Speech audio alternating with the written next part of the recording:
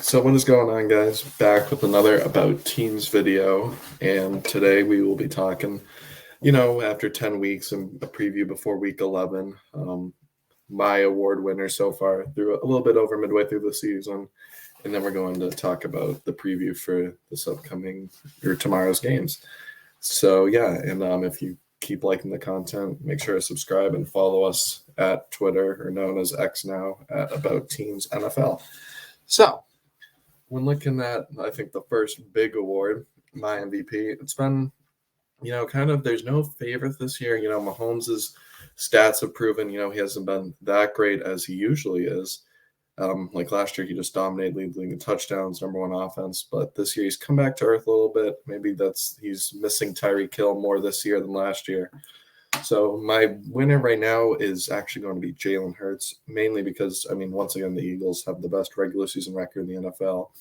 He has 22 total touchdowns, and his problem in the early part of the year with the interceptions he still has 8. So if he can keep those down to stay healthy and lead the Eagles to the best team, I think he should win it. And another person that I think has a shot is Lamar Jackson. The Ravens are 8-3. They're playing great football right now, and Lamar has been a part of that. Similar, over 20 total touchdowns. He's just been he only has 17 total touchdowns, but he's just been leading that offense. With injuries to J.K. Dobbins once again, and Odell not being what he thought he was, and he's emerged, Zay Flowers, however, from the rookie from BC into a star. And in just his first year, Lamar, I think, has a great case if the Ravens keep on winning.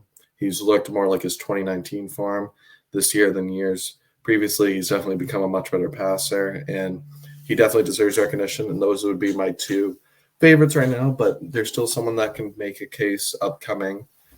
Definitely. It's still wide open, but those would be my two favorites right now. And then moving into comeback player of the year, I originally had DeMar Hamlin just because his story has been amazing, what he's able to overcome. Suffering a near-death experience back in January to now get back on the football field, and even last week seeing some defensive reps. And if he can continue to play more, I actually think he will win it and deserves to win it. But up until this point, he really hasn't played that much, and I don't think the award should just go out just for playing a couple reps.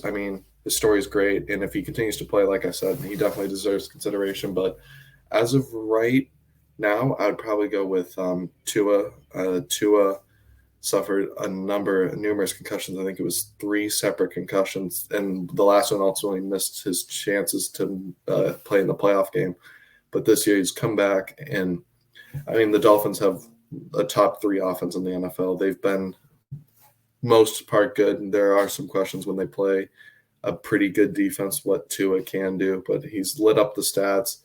He's top 3 in passing touchdowns. He's made Tyreek Hill one, like all these stats that he's racking up, over 1,800 yards last year, and he's on pace to shatter that again with already over 1,000 yards.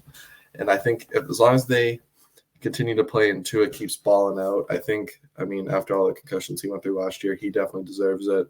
He's played great for the most part, but yeah, I'd give it to Tua. And then moving into my offensive player of the year, this is where we have another Dolphin, Tyreek Hill.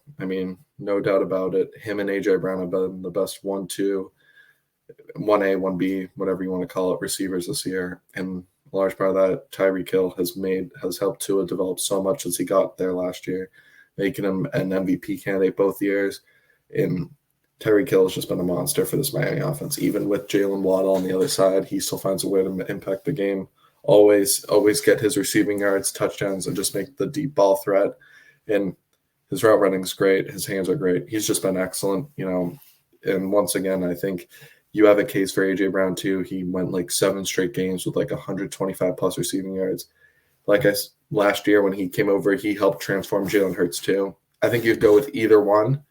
Right now, though, I'd probably lean Tyreek Hill just because the offense around him isn't quite as good. I know with the Eagles, you got that great offensive line, Devontae Smith. I think Tyreek Hill has helped more so than A.J. Brown, but it's very close. You could go either one, but just with the better stats too, I would lean A.J. Brown here, lean Tyreek Hill here. But if A.J. Brown can keep it up. He definitely will make a case, especially with Justin Jefferson being injured this year. It's clearly one of those two. And then moving into the first defensive player of the year. It's not a traditional pick, but I am going to go with Vikings edge rusher Danielle Hunter. I think when it comes to underrated, he is the definition of it. I mean, not a lot of people know that, he leads the league in sacks. People think of Nick Bosa, TJ Watt, Myles Garrett, as they should. They've all been great this year. And if I could, I'd give it to them. But I think Danielle Hunter has just been better than all of them. He has transformed this Vikings defense, which he was not used properly in last year under the Donatel scheme. He's already broke his sack record from last year, already had 11 sacks. I mean, he leads the league in tackles for loss as an edge rusher. He's just so versatile. You see him out there catching up with the running backs and QBs trying to scramble out. He's just an athletic freak. And I think those two, he was the first, people forget he was the first your youngest player to reach, I think it was quickest actually, player to reach 50 sacks.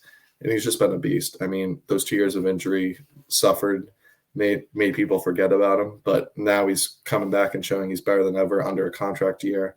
He'll get paid, hopefully, with the Vikings as a Vikings fan, but we shall see about that. And I think as of right now, it's very close. You can argue TJ Watt, Myles Garrett. I wouldn't be mad. Myles Garrett tied for Danielle Hunter with sacks. But I think Danielle Hunter has helped the Vikings more, going from a bottom 3 unit to almost a top 10 yards unit in a year. And Brian Flores is a big part of that, but using Danielle Hunter has definitely helped impact this defense in a way we haven't seen since Mike Zimmer was here back in 2019.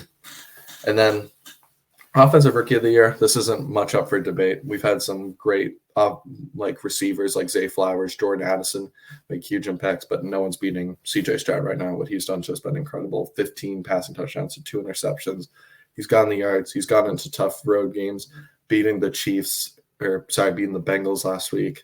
He's just been great, and we've seen him develop throughout the year. And the Texans are 5-4. No one expected that. They are a playoff team right now. They have a better record than the Bengals and Bills, and no one expected that.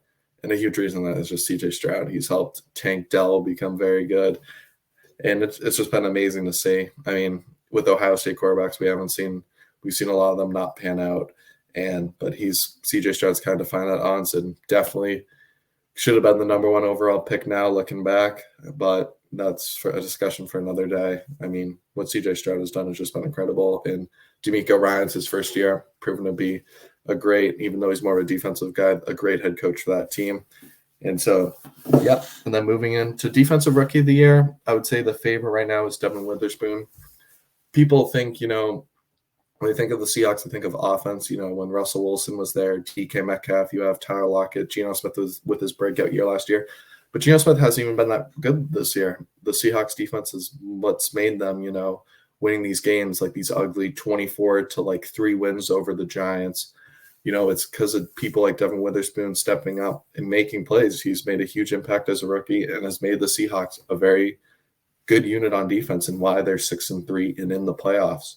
It's because of that solid defense. And if Geno Smith can return to his form last year, this could be a team to watch out for to make a run. I mean, they're right there in the thick of the NFC West race with the 49ers, who are 6-3. If they can just keep pushing, maybe, I know they'll match up Seattle and San Fran coming up. If they can, steal a couple of games and be the division winner that no one expected, given how stacked San Fran is and the trade they made for Chase Young, it would be a huge part because of Devin Witherspoon's contribution to the Seahawks and how of a positive impact he's made. And then our final award we have is Coach of the Year. And I had a tough time with this because, you have a lot of great cases. I mean, D'Amico Ryans with Houston. No one expected what they did. Nick Sirianni, even though it's a stacked roster, you can have all the talent in the world and still not perform, but the Eagles always perform. 8-1 again. Andy Reid, Chiefs, always consistent. But I decided to go with Kevin O'Connell from the Vikings. I found it weird how a lot of people didn't have him in their talks last year.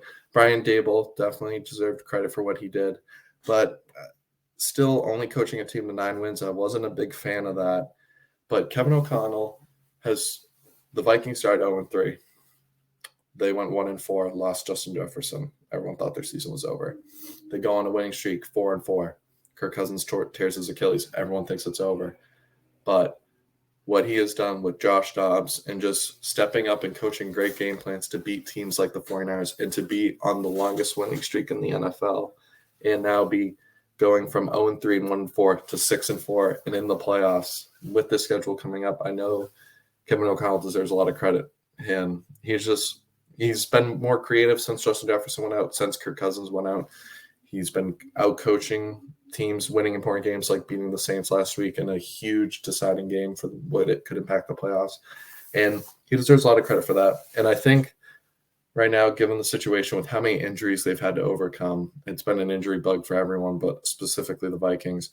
I think Kevin O'Connell deserves his flowers for what he's done this year. But like I said, if they fall off and the Texans continue to win, it could either go to D'Amico if the Eagles, win 15, 16 games even. That Nick Sirianni also definitely deserves to have a case for that.